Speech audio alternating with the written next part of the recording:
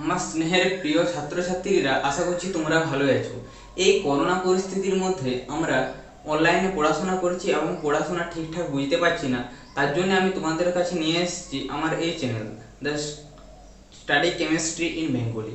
এই চ্যানেলের মাধ্যমে তোমরা কিন্তু মাধ্যমিকের যে ফিজিক্যাল সায়েন্সের প্রত্যেকটা চ্যাপ্টার খুব ভালোভাবে বুঝতে পারবে এবং ক্লাস 11-এর যে কেমিস্ট্রি পার্ট, সেই কেমিস্ট্রিটা নিয়েও আমি আলোচনা করব। তোমরা সপ্তাহে দুটো দিন ভিডিও পাবে, রবিবার এবং বুধবার। রবিবার পাবে ক্লাস 10-এর অর্থাৎ মাধ্যমিকের স্টুডেন্টরা এবং বুধবার পাবে ক্লাস 11-এর স্টুডেন্টরা। তোমরা ভিডিওটি সম্পূর্ণরূপে দেখবে, তাহলে প্রত্যেকটা ক্লাস যদি দেখো তাহলে আশা করছি তোমরা ক্লাস 10-এর ফিজিক্যাল সায়েন্স নিয়ে কোনো সমস্যা হবে না এবং ক্লাস 11-এর কেমিস্ট্রি পার্ট নিয়ে কোনো সমস্যা হবে না। তোমরা মাত্র আমার প্রত্যেকটা ভিডিও প্রত্যেকটা দিন অর্থাৎ রবিবার এবং বুধবার যদি কন্টিনিউয়াস ক্লাসগুলি করো, তাহলে কেমিস্ট্রি এবং ফিজিক্যাল সায়েন্স নিয়ে কোনো কোশ্চেন কোনো জায়গার থেকে যে কোনো জায়গার থেকে যদি কোনো কোশ্চেন দেওয়া হয়, তোমরা অনায়াসে কিন্তু অন্য স্টুডেন্টদের চেয়ে আগে করতে পারবে। আর ভিডিও শুরু করার আগে বলছি যে ভিডিওটি প্রচুর পরিমাণে শেয়ার করো, বন্ধুদের সঙ্গে প্রচুর পরিমাণে শেয়ার করো এবং কম্পিটিশন করে নিজেরা পড়াশোনাটি চালিয়ে যাও। দেখো, আমরা আজকে আলোচনা করব ক্লাস 10-এর অর্থাৎ মাধ্যমিকের পরিবেশের জন্য ভাবনা এই চ্যাপ্টারটি নিয়ে। পরিবেশের জন্য ভাবনা। দেখো, এই চ্যাপ্টার শুরুর আগে আমি কিছু জিনিস তোমাদের কাছে ক্লিয়ার করতে চাই যে পরিবেশ কাকে বলে। তোমরা সকলেই জানো যে পরিবেশ কি। আমাদের চারপাশে মানুষজন, পশু পাখি, গাছপালা ইত্যাদি নিয়ে আমাদের পরিবেশ। তাহলে দেখো, পরিবেশে আমরা জানি যে দু রকমের উপাদান থাকে, সজীব উপাদান এবং জড় উপাদান।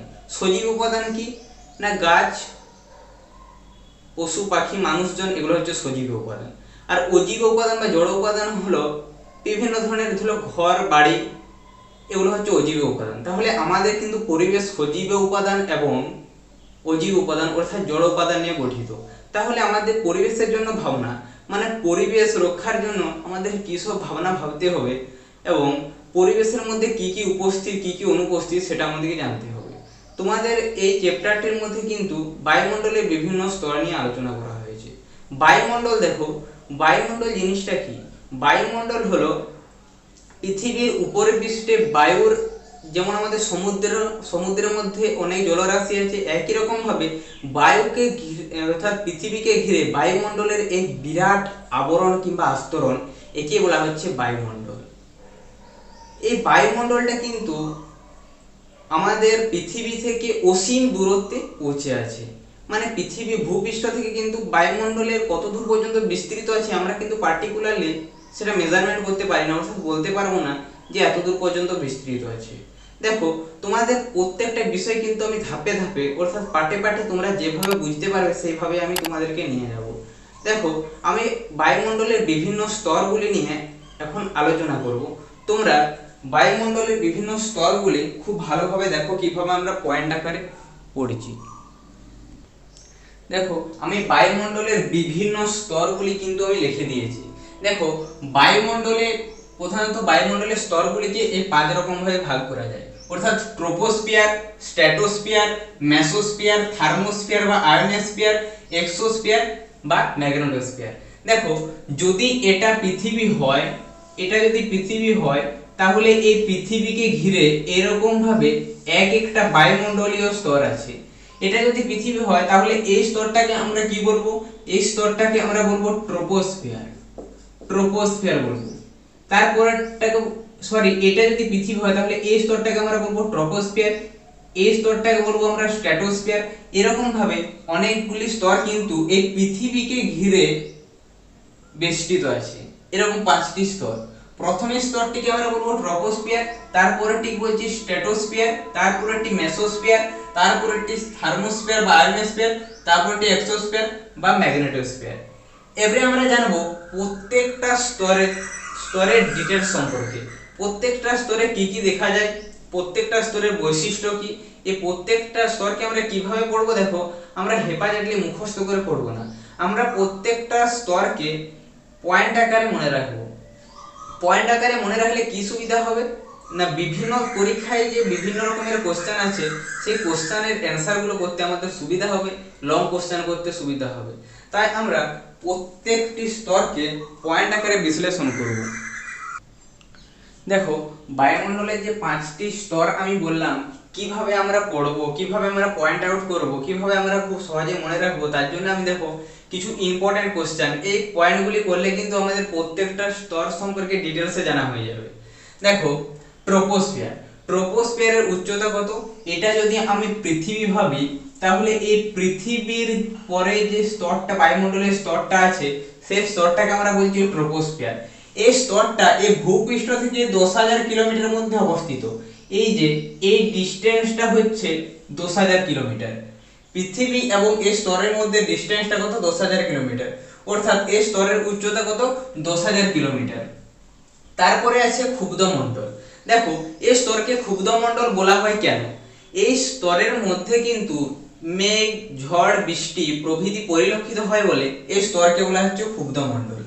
এই স্তরের মধ্যে জল, ঝড়, মেঘ, বৃষ্টি প্রভৃতি পরিলক্ষিত হয়, অর্থাৎ প্রভৃতি দেখা যায়, তার জন্য একে বলা হচ্ছে ক্ষুব্ধমণ্ডল। তারপরে দেখো 3 নাম্বার আছে জলচক্র নিয়ন্ত্রিত হয়। এই ট্রপোস্ফিয়ার স্তরের মধ্যে কিন্তু জলচক্র নিয়ন্ত্রিত হয়। দেখো 4 নাম্বার পয়েন্ট আছে উচ্চতা বৃদ্ধির সঙ্গে চাপ ও উষ্ণতা হ্রাস পায়।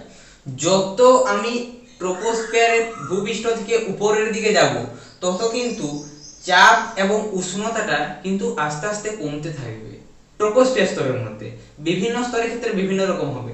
ট্রপোস্ফিয়ার স্তরের মধ্যে যত আমি উপর দিকে যাব, এই যে ভূপৃষ্ঠ থেকে যত আমি বাইরের দিকে যাব, অর্থাৎ উপরের দিকে যাব, তত কিন্তু চাপ এবং উষ্ণতাটা কিন্তু কমতে থাকে।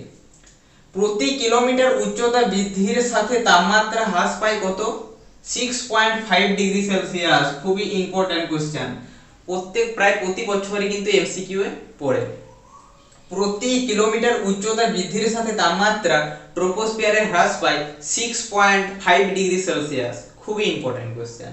তারপরে দেখো 6 নাম্বার আছে ট্রপোস্ফিয়ারের ঊর্ধ্বসীমা। ট্রপোস্ফিয়ারের ঊর্ধ্বসীমা, এখানে ধরো ট্রপোস্ফিয়ার, এটা হচ্ছে তারপরে স্ট্র্যাটোস্ফিয়ার। এইটাকে বলছি, এই স্তরটাকে আমরা বলছি ট্রপোস্ফিয়ার, এটাকে বলছি আমরা ট্রপোস্ফিয়ার, এটা বলছি স্ট্র্যাটোস্ফিয়ার। তাহলে দেখো ট্রপোস্ফিয়ারের এই যে ঊর্ধ্বসীমা, এই সীমাটাকে বলা হচ্ছে ট্রপোপজ। ট্রপোস্ফিয়ারের যে একদম লাস্ট প্রান্ত অর্থাৎ ঊর্ধ্বসীমা, এই যে ঊর্ধ্বসীমা, এটাকে বলা হচ্ছে ট্রপোপজ। এর তাপমাত্রা থাকে -55 ডিগ্রি সেলসিয়াস। আমি প্রথমেই বললাম উচ্চতা বৃদ্ধির সঙ্গে উষ্ণতা হ্রাস পাচ্ছে। আমরা ভূপৃষ্ঠ থেকে যত উপর দিকে যাচ্ছি, অর্থাৎ উচ্চতা বাড়ছে, তত কিন্তু টেম্পারেচারটা কিন্তু কমতে থাকছে। দেখা যাচ্ছে ট্রপোপজের উষ্ণতা থাকছে -55 ডিগ্রি সেলসিয়াস। দেখো আমরা মানুষজন, পশু পাখি আমরা আছি কিন্তু ট্রপোস্ফিয়ার স্তরে। তাহলে ট্রপোস্ফিয়ার স্তরে পশু পাখি, মানুষজন অর্থাৎ সজীব কিংবা অজীব যে উপাদানগুলো আছে, বিশেষত সজীব উপাদানগুলো জীবন ধারণ করার জন্য প্রশ্বাস নিঃশ্বাসের প্রয়োজন হয়। সেই প্রশ্বাস নিঃশ্বাসের জন্য প্রয়োজনীয় যে অক্সিজেন গ্যাস, সেই অক্সিজেন, নাইট্রোজেন, কার্বন ডাইঅক্সাইড, জলীয় বাষ্প, এইসব কিন্তু ট্রপোস্ফিয়ার স্তরের মধ্যে পরিলক্ষিত হয়। আরেকবার বলছি, দেখো ভালো করে বুঝে নাও। এখানে দেখো এমন ভাবে শেখানো হবে যে তোমাদেরকে কিন্তু দ্বিতীয় টাইম আর পড়তে হবে না, একবার পড়লে কিন্তু মনে থাকবে। দেখো আরেকবার বলছি, উচ্চতা কত? 10,000 কিলোমিটার পর্যন্ত এর উচ্চতা। এই স্তরকে ক্ষুব্ধমণ্ডল কেন বলা হয়? কারণ এই স্তরে ঝড়, ঝঞ্ঝা, বৃষ্টি, মেঘ প্রভৃতি পরিলক্ষিত হয় বলে ট্রপোস্ফিয়ারকে বলা হচ্ছে ক্ষুব্ধমণ্ডল। এই স্তরে জলচক্র নিয়ন্ত্রিত হয়। তারপর দেখো উচ্চতা বৃদ্ধির সঙ্গে চাপ ও উষ্ণতা হ্রাস পায়। 5 নাম্বার পয়েন্ট, প্রতি কিলোমিটার উচ্চতা বৃদ্ধির সাথে সাথে তাপমাত্রা হ্রাস পায় 6.5 ডিগ্রি সেলসিয়াস। ট্রপোস্ফিয়ারের ঊর্ধ্বসীমা ট্রপোপজ। বললাম ট্রপোপজ জিনিসটা কি? Temperature -55 degree Celsius. জীবন ধারণের জন্য প্রয়োজনীয় উপাদান, আমাদের বেঁচে থাকার জন্য যেসব উপাদানগুলি প্রয়োজন, অক্সিজেন, নাইট্রোজেন, কার্বন ডাইঅক্সাইড, জলীয় বাষ্প ইত্যাদি, এসব কিন্তু ট্রপোস্ফিয়ারের মধ্যে কিন্তু উপস্থিত থাকে। দেখো এর পরের স্তর হচ্ছে স্ট্র্যাটোস্ফিয়ার। এই স্ট্র্যাটোস্ফিয়ার স্তরের উচ্চতা, দেখো আমরা ট্রপোস্ফিয়ার স্তরের উচ্চতা পড়েছিলাম 10 কিলোমিটার পর্যন্ত। তারপরে দেখো স্ট্র্যাটোস্ফিয়ারের উচ্চতা দেখো 10 থেকে 45 কিলোমিটার। আমরা কি বলছি, যদি এটা পৃথিবী হয়, এই স্তরটাকে বলছি ট্রপোস্ফিয়ার, তার পরবর্তী স্তর বলছি আমরা স্ট্র্যাটোস্ফিয়ার। এই স্তরটির উচ্চতা ছিল 10 কিলোমিটার পর্যন্ত। তাহলে এই স্ট্র্যাটোস্ফিয়ার স্তরের উচ্চতা 10 থেকে শুরু হবে, 10 থেকে শুরু কত পর্যন্ত, 45 কিলোমিটার পর্যন্ত। তাহলে দেখো পৃথিবী থেকে ভূপৃষ্ঠ থেকে ট্রপোস্ফিয়ারের উচ্চতা 10,000 কিলোমিটার পর্যন্ত, স্ট্র্যাটোস্ফিয়ার 10,000 থেকে 10 থেকে 45 কিলোমিটার, 10 থেকে 45 কিলোমিটার। দেখো এই স্তরে কিন্তু উচ্চতা বৃদ্ধির সঙ্গে সঙ্গে উষ্ণতা কিন্তু বৃদ্ধি পাবে। এখানে উষ্ণতাটা কিন্তু অর্থাৎ টেম্পারেচারটা বৃদ্ধি পাচ্ছে এবং চাপটা কিন্তু হ্রাস পাচ্ছে। তারপরে দেখো অক্সিজেনের পরিমাণ কিন্তু খুবই কম, এখানে কিন্তু অক্সিজেনের পরিমাণটা খুবই কম। O3 কার সংকেত জানো? O3 হচ্ছে ওজন, O3 হলো ওজনের সংকেত। O3 এর পরিমাণ 90 থেকে 95%। দেখো এখানে ওজনের পরিমাণ বেশি হওয়ার ফলে কি সুবিধা হয় জানো? এইখানে দেখো যদি এটা পৃথিবী হয়, এটা যদি স্ট্র্যাটোস্ফিয়ার হয়, তাহলে এইখানে যদি সূর্য থাকে, তাহলে সূর্য থেকে যে অতিবেগুনি রশ্মি আমাদের পৃথিবীতে আসছে, সেই অতিবেগুনি রশ্মির হাত থেকে বাঁচায় এই ওজোনস্ফিয়ার। কি করে? এই ওজোনস্ফিয়ার সূর্য থেকে আগত অতিবেগুনি রশ্মিকে কিন্তু প্রতিফলিত করে আবার পুনরায় বাইরে ফিরিয়ে দেয়। তার জন্য কিন্তু O3 অর্থাৎ ওজন কিন্তু এই স্তরে থাকে, ফলে আমাদের কিন্তু জীব জগতে বেঁচে থাকার পক্ষে খুব ভালো। যদি অতিবেগুনি রশ্মি পৃথিবীর মধ্যে আসে, তাহলে কিন্তু আমাদের ত্বকে ক্যান্সার সৃষ্টি হয়। বুঝতে পারছো? অতিবেগুনি রশ্মির প্রভাবে কিন্তু মানুষের দেহে ক্যান্সার সৃষ্টি হয়। তাহলে দেখো এই যে স্ট্র্যাটোস্ফিয়ার স্তরে ওজনের পরিমাণ বেশি হওয়ার কারণে কি হচ্ছে, সূর্য থেকে আগত অতিবেগুনি রশ্মিকে প্রতিফলিত করে দিচ্ছে এবং পৃথিবীর বাইরে ফিরিয়ে নিয়ে যাচ্ছে। আরেকটা পয়েন্ট দেখো, এই স্তরকে বলা হচ্ছে শান্ত মণ্ডল বলা হয়। শান্ত মণ্ডল কেন শান্ত মণ্ডল বলা হয়? কারণ আমরা দেখেছিলাম ট্রপোস্ফিয়ার স্তরে কিন্তু মেঘ, জল, ঝড়, ঝঞ্ঝা প্রভৃতি দেখা যাচ্ছে, কিন্তু এই স্ট্র্যাটোস্ফিয়ার স্তরে কিন্তু এসব পরিলক্ষিত হয় না, আকাশ পরিষ্কার থাকে, তার জন্য একে বলা হচ্ছে শান্ত মণ্ডল। তাহলে স্ট্র্যাটোস্ফিয়ারকে শান্ত মণ্ডল কেন বলা হয়? কারণ স্ট্র্যাটোস্ফিয়ার স্তরে মেঘ, জল, ঝড়, বজ্রপাত প্রভৃতি দেখা যায় না বলে একে বলা হয় শান্ত মণ্ডল।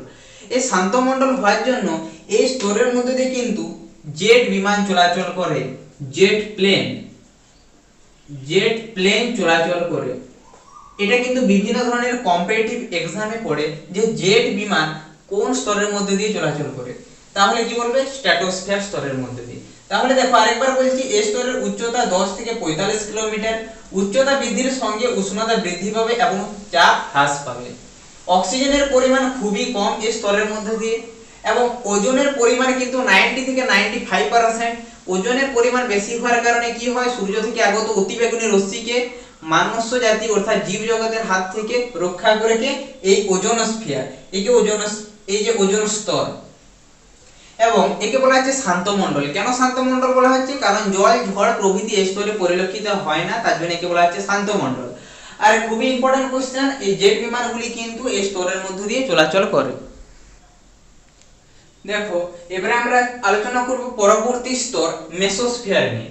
আমরা স্ট্র্যাটোস্ফিয়ারের উচ্চতা দেখেছিলাম 45 কিলোমিটার পর্যন্ত। তারপর দেখো তার পরবর্তী স্তর মেসোস্ফিয়ার, তার জন্য তার উচ্চতা 45 কিলোমিটার পরে থেকে শুরু হবে, অর্থাৎ 45 থেকে 85 কিলোমিটার পর্যন্ত কিন্তু মেসোস্ফিয়ারের উচ্চতা। এখানে দেখো অক্সিজেন, নাইট্রোজেন এবং বিভিন্ন ধরনের গ্যাস আয়ন হিসাবে থাকে, সেটা ক্যাটায়ন কিংবা অ্যানায়ন হিসাবে থাকতে পারে, O2+, NO+ ইত্যাদি থাকে। এখানে দেখো উচ্চতা বৃদ্ধির সঙ্গে সঙ্গে তাপমাত্রা কিন্তু হ্রাস পায়। এখানে যত উচ্চতা বাড়তে থাকবে তত কি তাপমাত্রাটা কিন্তু হ্রাস পেতে থাকবে। এটা দেখো আরেকটা খুবই ইম্পর্টেন্ট পয়েন্ট, এই পয়েন্টটা খুবই ইম্পর্টেন্ট। বায়ুমণ্ডলের সবচেয়ে শীতলতম স্তরের নাম কি? নাকি মেসোস্ফিয়ার। বায়ুমণ্ডলের সবচেয়ে কিন্তু শীতলতম স্তর। আর মেসোস্ফিয়ারের যে ঊর্ধ্ব সীমা, সর্বোচ্চ সীমা, সেই সীমাটার নাম হচ্ছে মেসোপজ। আমরা দেখলাম ট্রপোস্ফিয়ারের ঊর্ধ্ব সীমাকে বলা হচ্ছে ট্রপোপজ, স্ট্র্যাটোস্ফিয়ারের ঊর্ধ্ব সীমা স্ট্র্যাটোপজ, একই রকম ভাবে মেসোস্ফিয়ারের ঊর্ধ্ব সীমা হচ্ছে মেসোপজ। আরেকবার পয়েন্টগুলো বলছি, খুব ইম্পর্টেন্ট পয়েন্ট। দেখো উচ্চতা কত? 45 থেকে 85 কিলোমিটার পর্যন্ত। গ্যাস কি কি থাকে? অক্সিজেন, নাইট্রোজেন, O2+, NO+ ইত্যাদি গ্যাস আয়নিত অবস্থায় থাকে। উচ্চতা বৃদ্ধির সঙ্গে তাপমাত্রা হ্রাস পায়। বায়ুমণ্ডলের সবচেয়ে শীতলতম স্তর কি না মেসোস্ফিয়ার। মেসোস্ফিয়ারের সর্বোচ্চ সীমাকে বলা হচ্ছে মেসোপজ, যার টেম্পারেচার কত -92°C। এগুলি হলো মেসোপজের অর্থাৎ মেসোস্ফিয়ারের গুরুত্বপূর্ণ পয়েন্ট। এবারে আমরা দেখে নেব পরবর্তী স্তর।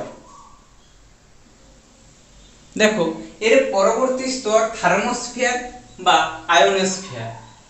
আমরা দেখলাম এর আগের স্তরের উচ্চতা ছিল 85 কিলোমিটার পর্যন্ত। এর পরবর্তী স্তর কি বলছি থার্মোস্ফিয়ার বা আয়োনোস্ফিয়ার। নিশ্চয়ই এর পরবর্তী স্তরের উচ্চতাটা ঠিক তার পর থেকে শুরু হবে। দেখো এর উচ্চতা 85 থেকে 500 কিলোমিটার পর্যন্ত। এখানে দেখো দ্বিতীয় পয়েন্ট দেওয়া আছে উষ্ণতা বেড়ে 1200°C পর্যন্ত হয়। কেন এর উষ্ণতা বেড়ে যায় হঠাৎ করে? দেখো এই স্তরের মধ্যে দিয়ে কসমিক রে এবং বিভিন্ন ধরনের আয়নের মধ্য দিয়ে প্রবেশ করার কারণে কিন্তু এই স্তরের উষ্ণতাটা 1200°C পর্যন্ত বেড়ে যায়। কি বললাম? কসমিক রে ও বিভিন্ন রে এই ধরনের স্তরের মধ্য দিয়ে যাতায়াতের কারণে এই স্তরে বিভিন্ন ধরনের গ্যাস যে আয়নিত অবস্থায় থাকে সেখানে সেই কারণটার জন্যই কিন্তু এই স্তরের উষ্ণতাটা 1200°C পর্যন্ত বেড়ে যায়। দেখো তারপরে বলেছে বেতার তরঙ্গ প্রতিফলিত করে বেতার যোগাযোগে সাহায্য করে। দেখো এটা যদি ভূপৃষ্ঠ হয় অর্থাৎ পৃথিবী যদি হয় আর এই স্তরটা কি স্তর তোমরা বলো? এই স্তরটা হচ্ছে থার্মোস্ফিয়ার বা আয়োনোস্ফিয়ার। তাহলে এই স্তর পৃথিবী থেকে যে বেতার তরঙ্গ কি হয় এই স্তরে বাধা পেয়ে আবার পুনরায় পৃথিবীতেই ফিরে আসে। এরকম ভাবে এক স্থান থেকে বেতার তরঙ্গ অন্য স্থানে পৃথিবীর এক স্থান থেকে বেতার তরঙ্গ কি হয় এই আয়োনোস্ফিয়ার বা থার্মোস্ফিয়ারে বাধা পেয়ে আবার পৃথিবীর অন্য স্থানে ফিরে যায়। তার জন্য বলেছে বেতার তরঙ্গ প্রতিফলিত করে বেতার যোগাযোগে সাহায্য করে কে না আয়োনোস্ফিয়ার। 4 নাম্বার আছে মেরু জ্যোতি দেখা যায়। এই স্তরের মধ্যে দিয়ে কিন্তু মেরু জ্যোতি দেখা যায়। 4 নাম্বার আছে হাইড্রোজেন হিলিয়াম আয়নিত অবস্থায় থাকে। এই যে হাইড্রোজেন এবং হিলিয়াম গ্যাসগুলো থার্মোস্ফিয়ার বা কিংবা আয়োনোস্ফিয়ারে আয়নিত অবস্থায় থাকে। তাহলে আরেকবার বলছি উচ্চতা কত 85 থেকে 500 কিলোমিটার পর্যন্ত। উষ্ণতা বেড়ে 1200°C পর্যন্ত কেন হয়? কারণ এই স্তরের মধ্যে দিয়ে কসমিক রে ও বিভিন্ন ধরনের রশ্মিগুলো বিভিন্ন ধরনের আয়নিত পদার্থের মধ্যে দিয়ে যায়। তার জন্য কিন্তু এই স্তরের উষ্ণতা 1200°C পর্যন্ত হয়। বেতার তরঙ্গ প্রতিফলিত করে কিভাবে? পৃথিবীর এক স্থান থেকে বেতার তরঙ্গ এই স্তরের মধ্যে বাধা পেয়ে আবার পৃথিবীর অন্য স্থানে ফিরে আসে। তার জন্য বলা হয়েছে বেতার তরঙ্গ প্রতিফলিত করে বেতার যোগাযোগে সাহায্য করে। তারপরে মেরু জ্যোতি দেখা যায়। এই স্তরের অন্যতম পয়েন্ট হলো মেরু জ্যোতি দেখা যায়। হাইড্রোজেন এবং হিলিয়াম আয়নিত অবস্থায় থাকে। এই হলো এই স্তরের মূল বৈশিষ্ট্য। দেখো এরপরে আছে এক্সোস্ফিয়ার বা ম্যাগনেটোস্ফিয়ার। এই স্তরের উচ্চতা দেখো আগের স্তরের উচ্চতা দেখলাম 500 কিলোমিটার পর্যন্ত। এই স্তরের উচ্চতা কিন্তু 500 কিলোমিটার থেকে অসীম পর্যন্ত। দেখবে কোনো কোনো বইয়ে লেখা আছে 64,000 কিলোমিটার পর্যন্ত, দেখবে অসীম দূরত্ব পর্যন্ত। আমরা প্রথমেই দু একটা কথা বললাম যে ভূপৃষ্ঠ থেকে বায়ুমণ্ডলের অস্তিত্ব কত দূর পর্যন্ত আছে কিন্তু আমরা কিন্তু এখনো মেজারমেন্ট করতে পারি না। তাহলে দেখো এই স্তরের উষ্ণতা কিন্তু আগের স্তরের মতনই 1200 কিলোমিটার পর্যন্ত। হালকা গ্যাস দেখা যায় হাইড্রোজেন হিলিয়াম এবং প্রোটন ও ইলেকট্রনের অস্তিত্ব আছে। এই স্তরকে বলা হচ্ছে ম্যাগনেটোস্ফিয়ার। নিশ্চয় কোনো একটা বৈশিষ্ট্য আছে। এই স্তরের মধ্যে বিভিন্ন ধরনের যে আয়নগুলো আয়নিত অবস্থায় থাকে তারা পরস্পরকে আকর্ষণ করে, ম্যাগনেটের মতো আকর্ষণ করে। তার জন্য এই স্তরের অপর নাম হলো ম্যাগনেটোস্ফিয়ার। আরেকবার বলছি এই স্তরের উচ্চতা 500 থেকে ইনফিনিটি পর্যন্ত। উষ্ণতা 1200 থেকে 1200°C পর্যন্ত হয়। হালকা গ্যাস কি কি? হাইড্রোজেন হিলিয়াম ইত্যাদি দেখা যায়। প্রোটন ও ইলেকট্রন আছে।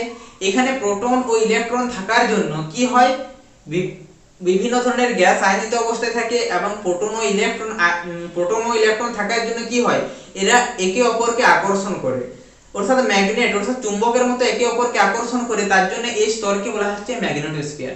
দেখো আমরা কিন্তু এতক্ষণ পর্যন্ত বিভিন্ন ধরনের স্তর নিয়ে আলোচনা করলাম। উচ্চতা পরিবর্তনের সাথে উষ্ণতার কি তারতম্য হয় সেটা আমরা কিন্তু জানলাম। যত উচ্চতা বাড়তে থাকছে উষ্ণতার কি পরিবর্তন হয় সেটা আমরা জানলাম। তাহলে এখান থেকে বিভিন্ন রকমের কোশ্চেন হতে পারে। দেখো বিভিন্ন রকমের কোশ্চেনগুলি কি কি? স্ট্রোপোস্ফিয়ারকে দেখো, আমরা ট্রোপোস্ফিয়ারের ট্রোপোপজ সম্পর্কে জেনেছি, স্ট্রেটোপজ এবং মেসোপজ, এগুলো হচ্ছে ইম্পর্টেন্ট কোশ্চেন। তাছাড়াও কিছু ইম্পর্টেন্ট কোশ্চেন হচ্ছে, যত আমরা দেখলাম উচ্চতা বাড়তে থাকছে তত উষ্ণতার কি পরিবর্তন হচ্ছে। আর কি ইম্পর্টেন্ট কোশ্চেন আছে যে শান্তমণ্ডল এবং ক্ষুব্ধমণ্ডল কি। এখান থেকে এই কোশ্চেনগুলো পড়তে পারে।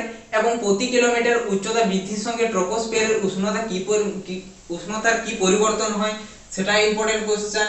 ম্যাগনেটোস্ফিয়ার কি, মানে ম্যাগনেটোস্ফিয়ার কেন এই স্তরকে ম্যাগনেটোস্ফিয়ার বলা হচ্ছে, কারণ যত আমরা এই স্তরের মধ্যে দিয়ে প্রোটন ও ইলেকট্রনের আধিক্য থাকার জন্য এরা পরস্পরকে আকর্ষণ করে। তার ফলে চুম্বকের মতো যদি আকর্ষণ করে, তাহলে চুম্বককে আমরা ইংরেজিতে বলি ম্যাগনেট, তার জন্য কি বলা হচ্ছে ম্যাগনেটোস্ফিয়ার। আরেকবার বলছি, বারবার বলছি, এই কোশ্চেন ইম্পর্টেন্ট। এই যে এই স্তরের মধ্যে দিয়ে, স্তরটার নাম কি এক্সোস্ফিয়ার বা ম্যাগনেটোস্ফিয়ার। এই স্তরে দেখো আমি দেখিয়েছি পয়েন্ট হিসেবে প্রোটন এবং ইলেকট্রন আছে। প্রোটন ও ইলেকট্রন আমরা জানি একে অপরকে আকর্ষণ করে।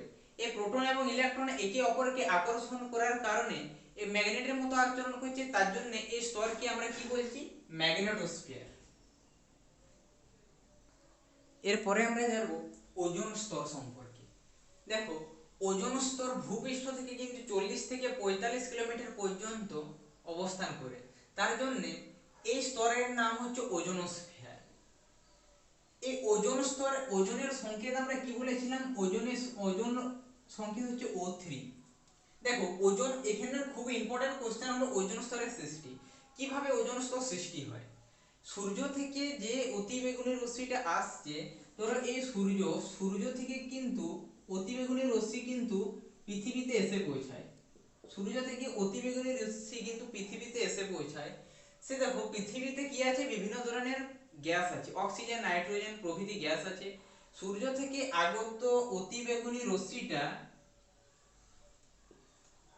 সূর্য থেকে আগত অতিবেগুনি রশ্মিটা কি করছে, অক্সিজেন পরমাণুর সঙ্গে অক্সিজেন অণুর সঙ্গে বিক্রিয়া করছে, দিয়ে পরে কি তৈরি করছে, এটা তৈরি করছে, 2O তৈরি করছে। কি বলছি, O2 অতিবেগুনি রশ্মির সঙ্গে বিক্রিয়া, অক্সিজেন অণু অতিবেগুনি রশ্মির সাথে বিক্রিয়া করে অক্সিজেন পরমাণু তৈরি করলো। দেখো, এই অতিবেগুনি রশ্মিটা আসছে সূর্য থেকে, আর আমাদের বায়ুমণ্ডলে কি আছে, অক্সিজেন আছে। সেই অক্সিজেন অণুর সঙ্গে অতিবেগুনি রশ্মির বিক্রিয়ায় কি হলো, একটা অক্সিজেন পরমাণু তৈরি হলো। সাথে সাথে এই অক্সিজেন পরমাণুটা আরেকটা অক্সিজেন অণুর সঙ্গে বিক্রিয়া করে ওজোন তৈরি করলো। খুব ইম্পর্টেন্ট রিঅ্যাকশন। কি বলছি, এই রিঅ্যাকশনটা কিন্তু মাধ্যমিকে প্রতি বছর প্রায় পড়ে। ওজোন স্তর কিভাবে সৃষ্টি হয়, কি বলছি, সূর্য থেকে আগত অতিবেগুনি রশ্মি আমাদের বায়ুমণ্ডলে যখন আসছে, বায়ুমণ্ডলের অক্সিজেনকে ভেঙে, একটা অক্সিজেন অণুকে ভেঙে অক্সিজেন পরমাণুতে পরিণত করছে। এই তো একটা অক্সিজেন অণু, এই অক্সিজেন অণুকে যখন ভাঙছে, তখন এক অক্সিজেন পরমাণুতে পরিণত হচ্ছে, 2O তে পরিণত হচ্ছে। সেই যখনই অক্সিজেন পরমাণুতে পরিণত হলো, তখন সেই অক্সিজেন পরমাণুটা অপর একটা অক্সিজেন অণুর সাথে বিক্রিয়া করলো। এটা অক্সিজেন অণু, এটা অক্সিজেন অণু, এটা একটা অক্সিজেন পরমাণু। সেই অক্সিজেন অণুর সঙ্গে একটা অক্সিজেন পরমাণুর বিক্রিয়ায় কি তৈরি হলো, ওজোন তৈরি হলো। এটা ইম্পর্টেন্ট। অক্সিজেন, একটা অক্সিজেন অণুকে অতিবেগুনি রশ্মির প্রভাবে অক্সিজেন পরমাণুতে পরিণত হচ্ছে, সেই অক্সিজেন পরমাণুটা অপর একটা অক্সিজেন অণুর সঙ্গে বিক্রিয়া করে আবার পুনরায় কিন্তু অক্সিজেন ওজনে তৈরি হচ্ছে। এই প্রক্রিয়াটা কিন্তু ক্রমশ চলতেই থাকছে। দেখো, এবারে আমরা দেখব ওজোন স্তর কিভাবে ধ্বংস হয়। আমরা জানি পৃথিবীতে উপস্থিত বিভিন্ন ধরনের gas, chlorofluorocarbon, carbon tetrachloride, nitrous oxide, এসব কি হয়, এসব গ্যাস থাকার জন্য আমাদের ওজোন স্তরকে কি করে, এই গ্যাসগুলো কিন্তু ওজোন স্তরে হোল সৃষ্টি করে, অর্থাৎ ফুটো সৃষ্টি করে। ফলে অতিবেগুনি রশ্মি কিন্তু আমাদের পৃথিবীতে এসে পৌঁছায়। দেখো, Cl3 অতিবেগুনি রশ্মির সঙ্গে বিক্রিয়া করে এটা ভেঙে গিয়ে কি করেছে, ক্লোরিন এবং CfCl2 তে পরিণত হয়েছে। এবং উৎপন্ন ক্লোরিন এখানে দেখো আবার ওজনের সঙ্গে বিক্রিয়া করেছে। ওজনের সঙ্গে বিক্রিয়া করার পরে ClO+O2 তৈরি করেছে। আবার ClO আবার ওজনের সঙ্গে বিক্রিয়া করে Cl+2O2 উৎপন্ন করেছে। একই রকম ভাবে এই বিক্রিয়াটা আবার চলতে থাকবে, Cl+O3 এর সঙ্গে বিক্রিয়া করে, ClO3 এর সঙ্গে বিক্রিয়া করে আরো প্রোডাক্ট উৎপন্ন হবে। তাহলে আজকে আমরা আলোচনা করলাম, যে সব জিনিসগুলো আজকে আমরা আলোচনা করলাম সেগুলো হলো বায়ুমণ্ডলের বিভিন্ন স্তর, বায়ুমণ্ডলের বিভিন্ন স্তরের উচ্চতা বৃদ্ধির সাথে উষ্ণতার কি পরিবর্তন হচ্ছে, এই কোশ্চেনটা খুবই ইম্পর্টেন্ট। শান্ত মণ্ডল, ক্ষুব্ধ মণ্ডল, বিভিন্ন ধরনের স্তরের যে উচ্চতার সাথে উষ্ণতার কি পরিবর্তন হচ্ছে, এবং আমরা শেষ পর্যন্ত জানলাম ওজোন স্তর, ওজোন স্তরের ধ্বংস এবং সৃষ্টি কিভাবে হচ্ছে, এর ক্ষতিকারক প্রভাব কি। দেখো এবারে আমি এর ক্ষতিকারক প্রভাবটা বলি। এই ওজোন স্তর ক্ষতি হওয়ার ফলে কি হচ্ছে, আমাদের পৃথিবীতে ওজোন স্তরটা কিন্তু এসে পৌঁছাচ্ছে। সেই ওজোন স্তর পৃথিবীতে এসে পৌঁছানোর ফলে কি হচ্ছে না, আমাদের জীবজগতের বিভিন্ন ধরনের ক্যান্সার সৃষ্টি হচ্ছে, জলে থাকা প্রাণীর অ্যালার্জি সৃষ্টি হচ্ছে, এবং গাছেদের অনেক বিনাশ ঘটছে, ফলে জীবজগতের কিন্তু বিনাশ ঘটছে। আরেকবার বলছি, পৃথিবীতে ওজোন স্তর এসে পৌঁছানোর ফলে কি হচ্ছে, মানুষের শরীরে অর্থাৎ জীবজগতের ক্যান্সার সৃষ্টি হচ্ছে, বিভিন্ন ধরনের চর্মের রোগ সৃষ্টি হচ্ছে, এবং উদ্ভিদেরা আস্তে আস্তে বিনাশ ঘটছে। এর ফলে পুরো জীবজগতের কিন্তু আস্তে আস্তে বিনাশ ঘটছে। এই ঘটনাটা কিন্তু মেরু অঞ্চলে বেশি পরিলক্ষিত হচ্ছে। দেখো ভিডিওটি যদি ভালো লেগে থাকে অবশ্যই ভিডিওটি একটি লাইক করবে, এবং নতুন ভিডিও পেতে অবশ্যই তোমরা কমেন্ট করবে। আমার এই ভিডিওগুলি কিন্তু তোমরা যারা মাধ্যমিকের স্টুডেন্ট তারা প্রতিদিন রবিবার সন্ধ্যা 7টার সময় ভিডিও পেয়ে যাবে, এবং যারা 11এর স্টুডেন্ট তারা কেমিস্ট্রি বিষয় নিয়ে প্রতিদিন সন্ধ্যা 7টার সময় বুধবার পেয়ে যাবে। তোমরা অবশ্যই চ্যানেলটি সাবস্ক্রাইব করার পর পাশে থাকা বেল আইকনটি অবশ্যই প্রেস করে দিও, যাতে তোমরা ভিডিও বানানোর সাথে সাথে তোমরা নোটিফিকেশনটি পেয়ে যাও। এবং নোটিফিকেশন পাওয়া মাত্রই কিন্তু তোমরা প্রত্যেকটা ভিডিও সম্পূর্ণরূপে দেখবে কোনো জায়গায় কোনো সমস্যা হবে না। আজকে আমরা বেসিক্যালি আলোচনা করলাম এই পরিবেশ ও ভাবনা নিয়ে। এটা ছিল তোমাদের থিওরি পার্ট। আমি বিভিন্ন রকমের তোমাদের কম্পিটিটিভ এক্সামে নিয়ে একেবারে প্রিপারেট করে দেবো, তোমাদের কোনো সমস্যা হবে না। তোমরা মাধ্যমিক, ক্লাস টেস্ট এবং বিভিন্ন ধরনের কম্পিটিটিভ এক্সাম দিতে যাও, সেখান থেকে দেখবে এই ধরনের কোশ্চেন আছে। আমি তোমাদেরকে বিভিন্ন রকমের কোশ্চেন নিয়ে আলোচনা করে দেবো, তোমাদের কোনো ভয় পাওয়ার কোনো কারণ নেই। তোমরা কেবলমাত্র এই ভিডিওটি বন্ধুদের কাছে প্রচুর পরিমাণে শেয়ার করে, যাতে ওরাও কিন্তু দেখার সুযোগ পায়, এবং তোমরা বিভিন্ন রকম ভাবে কম্পিটিশন করে পড়াশোনা করার চেষ্টা করো। আমি বুঝতেই পারছি তোমরা এই লকডাউনের মধ্যে কিভাবে পড়াশোনা করেছো, তার জন্য কিন্তু আমি এই চ্যানেলটি নিয়ে তোমাদের কাছে উপস্থাপন করেছি। ভিডিওটি ভালো যদি লেগে থাকে অবশ্যই ভিডিওটি একটি লাইক করো, কমেন্ট করো, এবং প্রচুর পরিমাণে বন্ধুদের সঙ্গে শেয়ার করো। দেখা হচ্ছে পরের ক্লাসে, তার জন্য তোমরা প্রস্তুত থেকো।